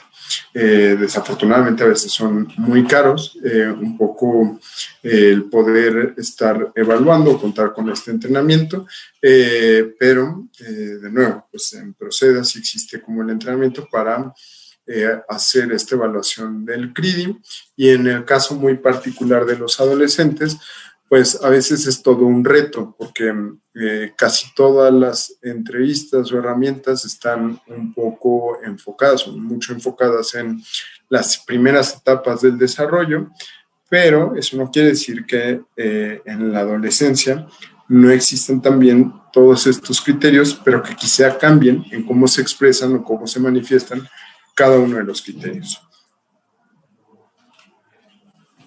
Gracias, doctor. Por el momento no hay más preguntas, entonces si gusta continuar. Un poco de estos, de nuevo, diagnóstico, aunque es clínico, pues el uso de los diferentes herramientas o estudios de laboratorio de gabinete, pues me pueden ayudar, por ejemplo, en el caso muy particular del electroencefalograma, reconocer si un niño cuenta con también, y como siendo muy comórbido, la epilepsia o las convulsiones, pues saber si un niño cuenta con pues ese otro diagnóstico, ¿no? En el caso particular de los potenciales evocados auditivos, se ocuparía como para tener una diferencia o un diferencial entre si hay una dificultad en el aparato auditivo o bien son criterios y si no existe alguna dificultad, pues entonces podría estar más relacionado a los criterios de trastorno del espectro autista. Y en el caso particular de algunos estudios de imagen, como son la tomografía o la resonancia magnética, quizá más me ayudaría a conocer si existe alguna lesión o alguna dificultad en el desarrollo de ciertas estructuras, pero que fuera como muy súbito o asociado quizá a algunas infecciones, y que a partir de eso, entonces, una persona tuviera manifestaciones similares a los criterios, pues entonces me indicarían hacer este diagnóstico diferencial, ¿no? Pero es un poco, son herramientas complementarias y no son para el diagnóstico del trastorno del espectro autista. De nuevo, sí es importante que cuando un chico llega a las clínicas para evaluar algún trastorno del neurodesarrollo, pues va a ser muy importante el que se pueda abarcar tanto los antecedentes como pruebas psicológicas, por ejemplo, el coeficiente intelectual, si se puede contar cómo es que un niño también tiene su lenguaje o su comunicación, y además, pues sí que se pueda tener una buena y acertada comunicación y poder mantener adecuada comunicación con los familiares, porque sí es muy, muy importante el acompañamiento para las personas que van a cuidar a un niño o a una niña, o a veces el hecho de toparse con algún diagnóstico, pues sí puede un poco chocar con las expectativas o con lo que papá o mamá tenían en mente, y va a ser muy acertado, o sería el camino, el poder tener un acompañamiento y una comunicación adecuada con estos cuidadores para poder facilitar y mejorar la comunicación y que sí puedan tener más herramientas, o bien que se sientan acompañados, más herramientas para poder intervenir o acompañar a su hijo o su hija, y además también, pues, per se, darle ese acompañamiento a las personas que, pues, sí puede impactar en que una persona pudiera llegar a sentir cierta culpa. Y es el tema también de, desafortunadamente también, entre los 60s o los 70s, hubo algún personaje que estaba muy relacionado a las corrientes, una corriente en particular de la evaluación y la intervención psicológica, y que se mencionaba un poco como que los papás pudieran, a partir de sus conductas o a partir de cómo se comportaban o interactuaban con sus hijos, pues propiciar a la expresión de un autismo, ¿no? Al día de hoy, pues, sí, eso se puede descartar completamente, y los papás en muchas más ocasiones pues van a vivir con cierta culpa, van a tener más dudas o van a tener más dificultades, y no necesariamente son y no van a ser los que van a provocar ese diagnóstico o van a provocar la expresión de los síntomas relacionados al trastorno del espectro autista, y por ello pues va a ser muy importante el mantener esa comunicación y ese acompañamiento. Y bueno, yo también quería comentar que para un trastorno del espectro autista, generalmente lo que se tiene que hacer es hacer un tratamiento multidisciplinario dependiendo de las áreas de oportunidad que se encuentren, conociendo que a lo mejor algún chico puede contar con algunas dificultades en su integración sensorial, entonces probablemente lo que requiera sea terapia sensorial. Algún otro chico a lo mejor pudiera ser que contara con más dificultades en la interacción o en la comunicación social, entonces probablemente lo indicado sea terapia de lenguaje y comunicación o de la propia conducta, y que dependiendo de las dificultades que tenga algún niño o alguna niña, pues el tratamiento o el seguimiento va a ser muy individual o muy particular, tomando en cuenta que tienen estas áreas de oportunidad, pero que al día de hoy no existe ningún tratamiento para la cura del trastorno del espectro autista. Como tal, lo ideal es el seguimiento multidisciplinario, y no hay un medicamento o alguna otra alimento o alguna otra, como algún producto mágico que corrija el trastorno del espectro autista, porque en ocasiones no se tendría que corregir, sino acompañar para potenciar estas áreas y que se pudiera mejorar el cómo se integra y cómo funciona con las demás personas o con esta misma persona, pero no existe ningún tratamiento específicamente para el trastorno del espectro autista, y regularmente cuando se acude con algún especialista y se indica algún tratamiento, ese tratamiento va a estar completamente enfocado en si cuenta con algunos criterios de algún otro trastorno de salud mental. Por ejemplo, en el caso de que existiera un trastorno por déficit de atención e hiperactividad, quizás se va a indicar un tratamiento para el trastorno por déficit de atención e hiperactividad, que mejore la atención, que disminuya la inquietud o la hiperactividad, y no es con el fin de curar el trastorno del espectro autista. Entonces, bueno, no sé si hasta ahí tuvieran alguna duda o alguna intervención. O si Bren también me pudiera... Ah, sí. Bueno, en el aspecto de las comorbilidades entraría lo que es la risperidona, aripiprazol, para lo que es el tratar la irritabilidad, que son comórbidos, para que no sean solamente de autismo. Sí. Particularmente desafortunadamente se fue cortando un poquito tu audio, pero mencionaste dos medicamentos que sí están aprobados específicamente para el contexto de autoagresiones e irritabilidad o agresiones, que eso sí fuera muy marcado y que no permitiera el funcionamiento de un niño para con las otras personas o con su medio, ¿no? Particularmente la risperidona y el aripiprazol sí están aprobados en ese sentido. y generalmente se ocupan para esto, ¿no?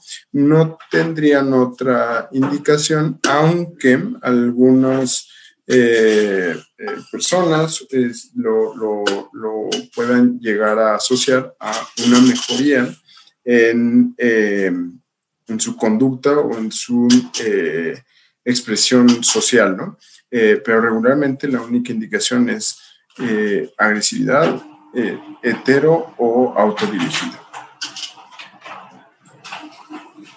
Muchas gracias, doctor. En Facebook, Fabiola Molar nos pregunta, cuando los pacientes presentan impulsividad, ¿qué tratamiento es el indicado? A pesar de estar a base de valproato y atomoxetina.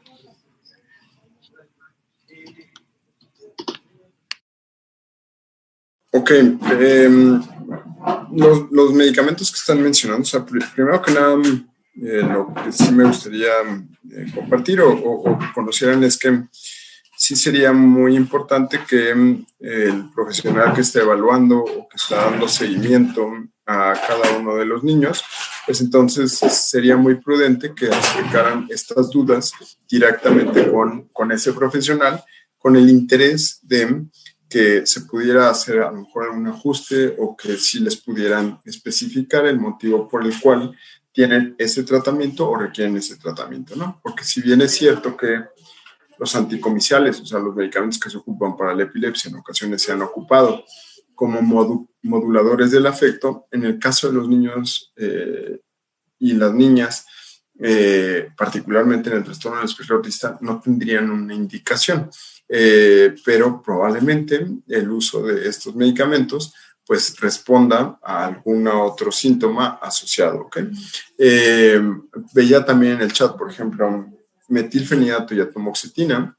Esos dos medicamentos son los medicamentos que contamos al día de hoy como grupo en México para específicamente el trastorno por déficit de atención e hiperactividad y cada uno de los criterios y que redujera y que mejorara la atención y que redujera la hiperactividad. Pero probablemente estén asociados o se indiquen para el trastorno por déficit de atención e hiperactividad y no para el trastorno del espectro autista, pero que sí son muy comórbidos. Y también pues, reconocer que el medicamento para el trastorno por déficit de atención e hiperactividad regularmente es adecuado que se indique a partir de los 6 años en adelante.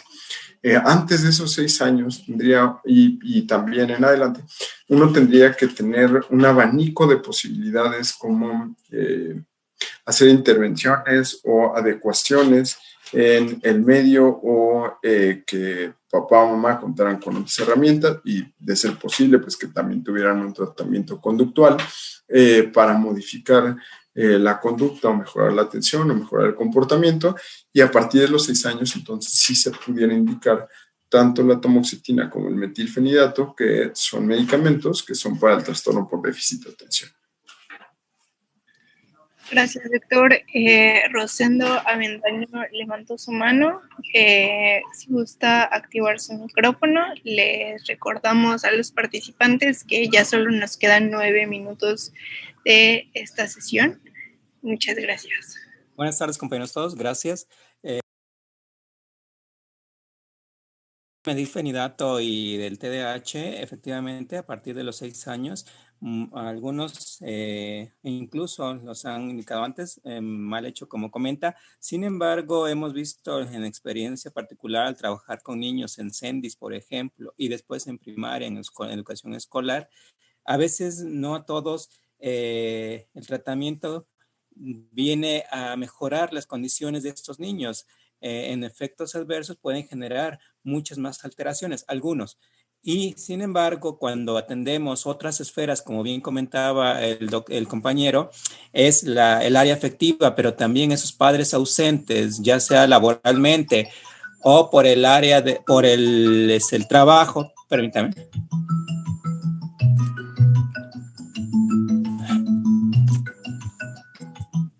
Perdón, estaba interrumpiendo. Bueno, otras esferas como son la alimentación, como bien decía, son dependientes a veces de muchos carbohidratos y sobre todo alimentos procesados, la presencia de los padres, la atención, esos padres ausentes, etcétera, puede ayudar muchísimo en estos pacientes en ir recobrando en la mayor parte de sus posibilidades una vida un poco más normal. ¿Es cuánto? Sí, también, muchas gracias por tu comentario, Rosendo, y también, o sea, también digo, un poquito asociando a tu comentario, o sea, desafortunadamente es que a veces papá o mamá pues también tienen, sí es indispensable como el poder garantizar la seguridad básica, ¿no? Y en ocasiones no están los cuidados solo en papá y mamá, a veces pues se ocupa a tíos o tías o abuelas o tal, o hermanos inclusive, y que desafortunadamente como nuestra población es muy diversa, en ocasiones no tiene que ver solo con que papá o mamá no quieran, ¿no? Sino que también pues las oportunidades o los factores asociados ambientales pues ponen muy a prueba pues toda esta gama de intervenciones, pero un poco, y tienes toda la razón, no sé si es muy acertado, el mantener esta información idealmente como un espacio psicoeducativo para con los papás que puedan ayudar y promover como herramientas o adecuaciones para que un niño o una niña pues tengan más herramientas, y como acabas de mencionar también me parece muy acertado, como el punto de que a lo mejor puede ser que con cosas muy, muy factibles, como que papá o mamá se mantuvieran más tiempo o una hora que le dedicaran un poco al cuidado a papá o mamá, pues entonces a veces es todo una buena indicación en estas prácticas y mejoría de la convivencia dentro de la familia, y puede favorecer mucho. Es cierto, en Estados Unidos sí existe también esta problemática, particularmente a nivel licenciatura y desafortunadamente con el punto de la competencia. Ahí solo el apunte es de nuevo, o sea, afortunadamente en México no podría yo y acudir, y no tendría que pasar así, acudir yo a la farmacia y poder tener acceso a el metilfenidato. En México creo que el efecto es un poquito diferente, o sea, hay mucha más estigma y resistencia al diagnóstico y al uso de los medicamentos relacionados a los trastornos de salud mental, y generalmente sí se puede contar con un buen diagnóstico y un buen acompañamiento, y ya se acabaron como estas intervenciones o ya se ocuparon otras herramientas, pues tampoco está mal, y sería lo indicado el que si un niño tuviera un trastorno por déficit de atención e hiperactividad, entonces el que sí se indicara pues un estimulante, y como es el metilfenidato, y pues si no hubiera alguna contraindicación, pues se ocupa la tomoxetina. Particularmente, pues algunas dificultades que pudieran existir como efectos secundarios muy inmediatos del metilfenidato, pues es disminución del apetito, que no tiene que ver con el peso, o sea, y el crecimiento, pero sí pudiera bajar el apetito. Y pues bueno, sí está también el tema del abuso, ¿no? de algunos medicamentos, pero generalmente los medicamentos relacionados a trastornos de salud mental, siempre y cuando se lleve un buen seguimiento y un buen apego al tratamiento, generalmente no causan un abuso o una dependencia, porque no generan esa tolerancia y no generan esos efectos tan inmediato como tiene que ver con algunas sustancias que sí van a pues tener como este efecto muy eufórico o de mucho placer, ¿no? Se ha cuidado un poco más ese efecto, y entonces en ese sentido, pues por eso sí, solo como muy puntual es que pues sí se acerquen a los profesionales de salud, específicamente los de salud mental, como son psiquiatras, psiquiatras, neuropediatras, terapeutas, pues es la promoción de, ¿no? es nada más lo que quería comentar. Un poco como mencionaba anteriormente Brenda, no voy a dejar señalar, pues ya casi se nos acaba el tiempo, y dar un saludo a todo el equipo y a los servicios de atención psiquiátricos, que es en donde yo me encuentro, particularmente los servicios de atención psiquiátricos son un poco, bueno, no un poco, sino se dedican a poder pues tener estos procesos homologados para la atención adecuada de salud mental en las diferentes unidades, como es el Hospital Psiquiátrico Fray Bernardino, el Juan N. Navarro y los Centros Comunitarios de Salud Mental, SECOSAM, que se encuentran en la delegación Cuauhtémoc, en la delegación en Zacatenco y en Iztapalapa. Muchas gracias, doctor. Una última pregunta que nos llegó de Facebook, de Guille Olivares. ¿Qué sucede si un adulto con déficit de atención sin hiperactividad no tiene tratamiento farmacológico? Que tiene que tener, bueno, idealmente, yo soy, la verdad es que muy...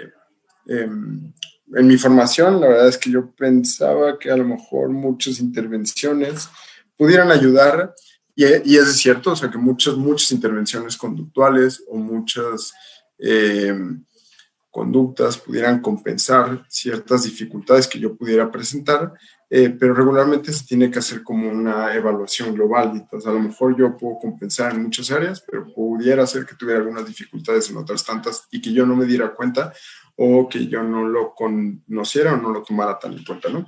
Idealmente, pues sí, contar con, uno, el diagnóstico, dos, hacer intervenciones conductuales, mejorar también mi apetito, mi sueño, tener mejores hábitos también de estudio, de trabajo, de convivencia, pero sí cuento con dificultades particulares de inatención y o de hiperactividad e impulsividad, y en el caso de los adultos es más significativo la intranquilidad en lugar de la hiperactividad. O sea, yo no me estoy trepando de un lado para otro, yo no estoy corriendo de un lado para otro como se vería en los niños, o yo sí puedo evaluar el contexto, pero soy muy intranquilo y además tengo estas dificultades en mi atención y tengo toda la dimensión de la inatención, pues sí sería muy adecuado pues darle tratamiento, seguimiento, y de nuevo, o sea, aunque no es un comercial para el uso de los medicamentos, la verdad es que si se puede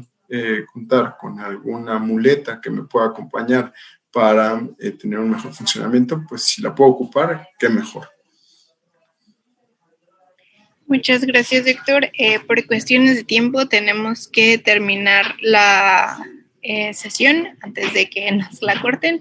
Entonces, igual le pasaremos las preguntas por si nos puede apoyar respondiéndolas. Algunas son muy interesantes. Y pues nada, agradecerle muchísimo su ponencia. Hubo muchas felicitaciones porque el tema lo explico de manera muy clara y también de muchas partes de México nos saludan. Y pues eso sería todo. Muchas gracias. No, muchas gracias de nuevo a todos y cada uno, y también a cada uno de los que hicieron sus intervenciones, y muchas gracias pues también a todo el equipo aquí de los servicios de atención psiquiátricos. Gracias, nos vemos.